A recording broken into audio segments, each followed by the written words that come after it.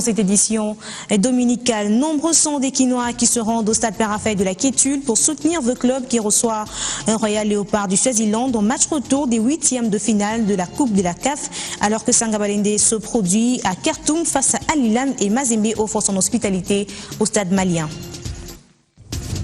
Bilan positif de la campagne médicale présidentielle de consultation gratuite à Lubumbashi, bilan dressé par la première dame elle-même qui a dirigé les opérations, et Marie-Olive Lebé-Kabila se déclare disposée à poursuivre d'autres campagnes ultérieurement.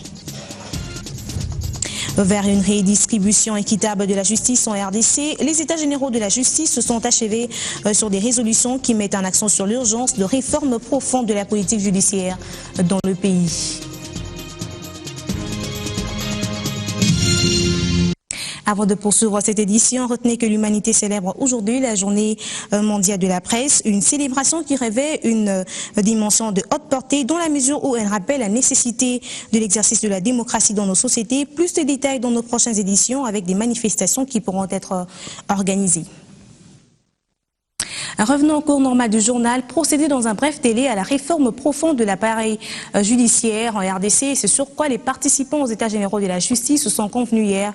Après 6 jours d'intenses travaux, le chef de l'État est représenté à la cérémonie de clôture par le président de l'Assemblée nationale.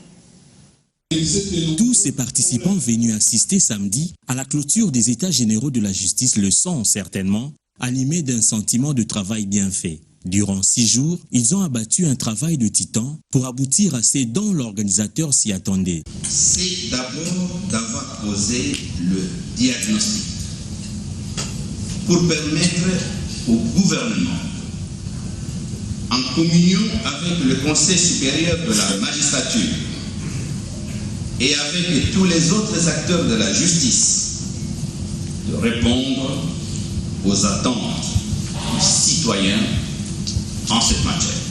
De ce diagnostic, il ressort plusieurs recommandations allant toutes dans le sens de restaurer la confiance du citoyen congolais dans la justice et dans les institutions de la République. Il y a plusieurs résolutions, mais les plus marquants pour moi est que le gouvernement ainsi que l'Assemblée nationale devraient doter les pouvoirs judiciaires de moyens conséquents pour faire son travail.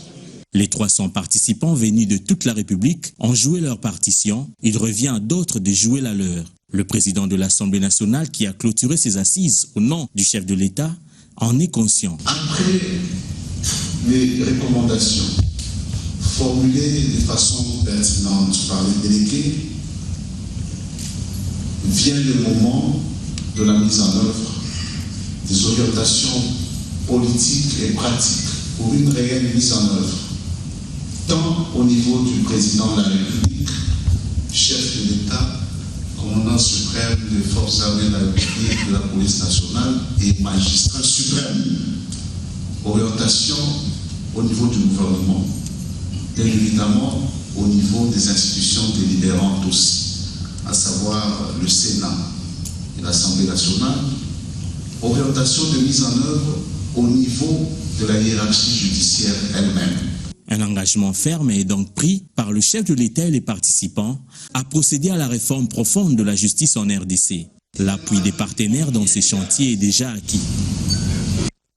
Juste après avoir clôturé les États généraux de la justice, Oba Minaku a reçu dans son cabinet de travail le président du Sénat kenyan, président en exercice du Parlement de la Conférence internationale sur la région des Grands Lacs. Les deux personnalités ont abordé plusieurs questions, notamment celles liées au terrorisme en Afrique.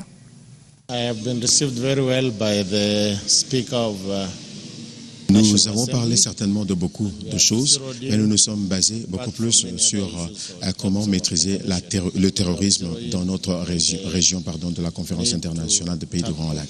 Nous avons aussi considéré le fait que, comme Africains, nous avons atteint un certain âge, nous devons échanger au niveau parlementaire et nous devons aussi travailler de manière à renforcer nos échanges commerciaux. Le travail de s'unité, de s'unir en Afrique comme un seul élément, c'est à cela que nous travaillons et finalement nous allons arriver à faire de l'Afrique une unité.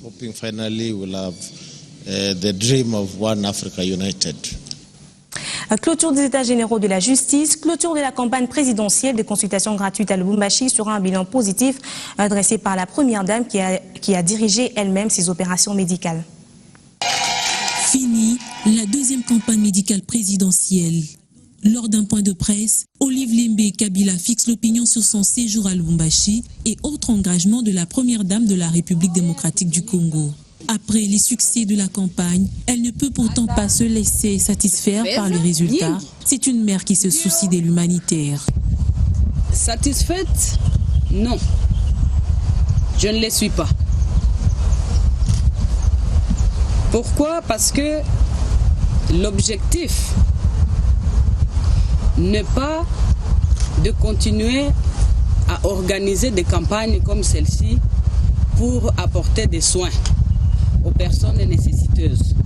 En un seul mois, consulter plus de 30 000 personnes, je peux vous assurer que c'est de la mer à boire. Et bien sûr, pour revenir à votre première question, d'autant plus que j'aurai la force et le soutien nécessaire pour organiser ce genre de campagne, je le ferai. Aujourd'hui, de la campagne de la santé à la campagne électorale, Olive Lembe donne l'éclairage aux Congolais. Il ne s'agit nullement d'une pré-campagne électorale, mais plutôt d'un engagement d'une mère.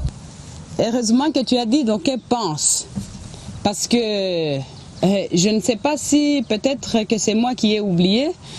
Je poserai la question pour savoir peut-être que dans mes rêves, ai-je annoncé une éventuelle intention d'être candidate? Je ne sais pas. Alors, aussi simplement que cela peut paraître, de toutes les façons, c'est l'avenir qui nous dira quoi. Après Kinshasa, Lubumbashi, le souhait que la campagne médicale présidentielle atteigne et profite aussi à d'autres provinces de la République démocratique du Congo. L'une des forces politiques suffisamment représentées au Parlement, le mouvement de libération du Congo, se met en ordre de bataille électorale à travers la signature hier du Code de bonne conduite de la Commission électorale nationale indépendante. C'est un acte de quelques minutes seulement et qui revêt une grande responsabilité. Un acte d'engagement des partis politiques pour des élections apaisées.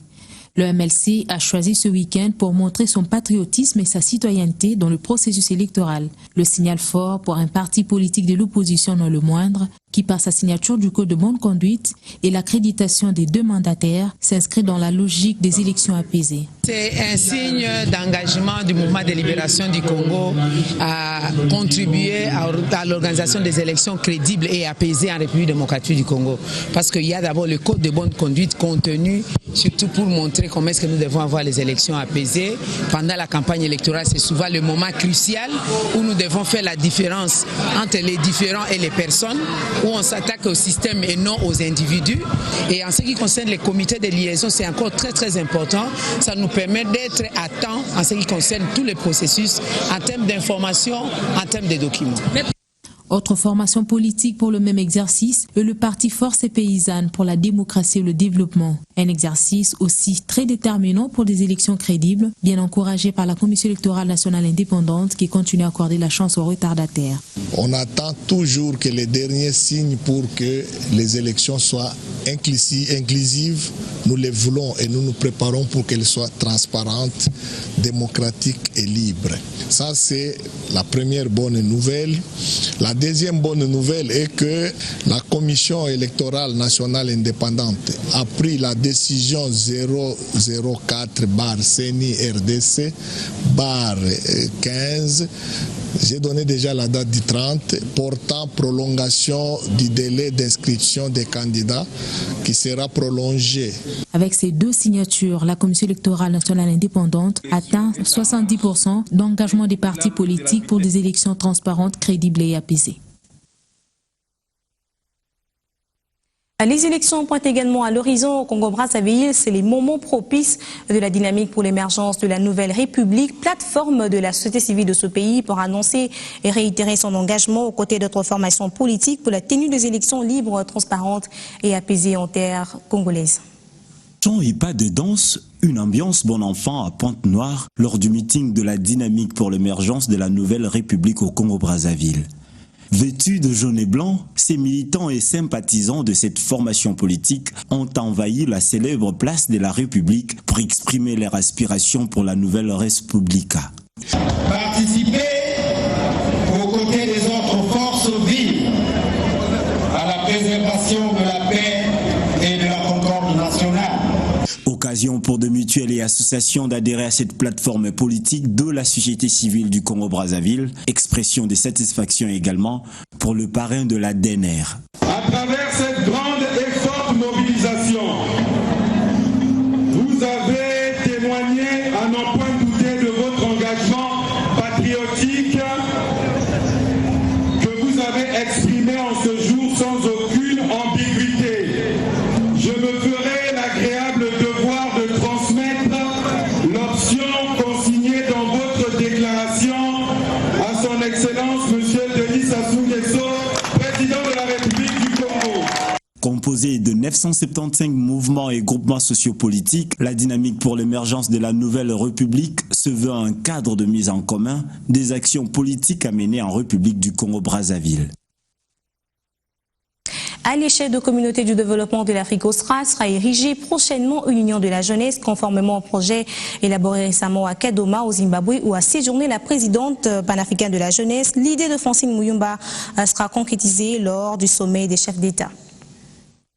Vers la mise en place de l'Union des jeunes de la SADC. Le sujet était au centre des échanges entre le ministre zimbabwéen de la jeunesse et les jeunes leaders africains. Cette union des jeunes sera mise en place par la SADC et devra être adoptée lors du prochain sommet des chefs d'État de cette organisation régionale. Une rencontre qui s'est tenue à Kadoma, une ville située à plus ou moins 200 km d'Harare, capitale du Zimbabwe. La délégation malgache a également pris part à ces assises. L'objectif, c'est de donner des opportunités pour les jeunes dans les prises de décision.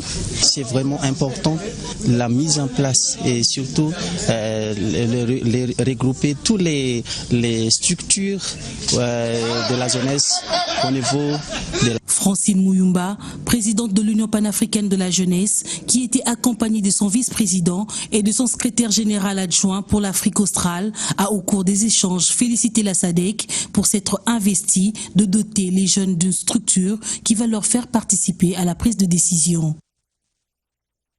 Rentrée à Kinshasa, pas de repos pour la présidente de l'UPF.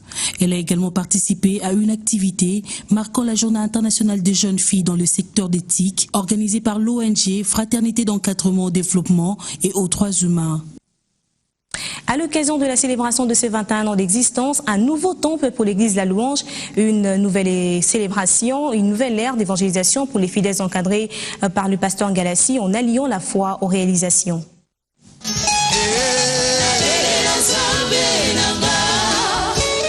Ce n'est pas un culte ordinaire. Le dimanche est particulier pour l'église La Louange. Un culte consacre le 21 ans d'existence de cette église. Toi qui n'avais pas de la valeur, aujourd'hui tu as de la valeur. 21 ans d'expérience, 21 ans de service rendu au peuple de Dieu. L'amour est le maître mot qui a alimenté la prédication du jour, appuyé par des références bibliques, notamment Éphésiens 3, versets 10 et 5. Les fidèles étaient édifiés en vue de persévérer dans la voie choisie pour servir le Christ. 2015 a été décrétée année de victoire et de repos pour cette église. Victoire bien illustrée par l'inauguration du nouveau temple La Louange d'une capacité de 3500 places.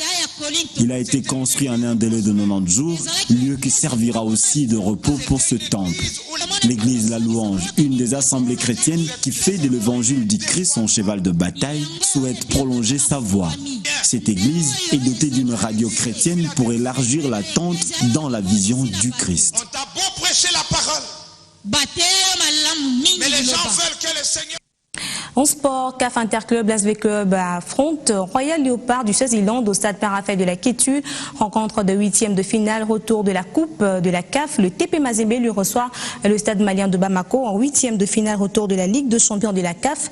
Sangabalende joue contre Al Hilal à Khartoum dans la même compétition. Avant toutes ces compétitions, il y a eu des pronostics dans la ville. Oui, en tant que Congolais, je souhaite que V-Club gagne 2-0, c'est mieux. Mazembe à Lubumbashi gagne toujours, mais le pronostic, j'espère que Mazembe peut gagner 3-0. Sangaba Lende a la chance de gagner 1-0. Là, je suis sûr et certain. Bon, moi, je suis trop pragmatique. Je sais que V-Club va gagner ces matchs. Je peux supposer 2-0. C'est probable que Mazembe puisse remporter ces matchs par un score de 3 buts. Sangaba Lende aussi va gagner 2-0 aussi. Fin de cette édition d'actualité. Excellente journée dominicale.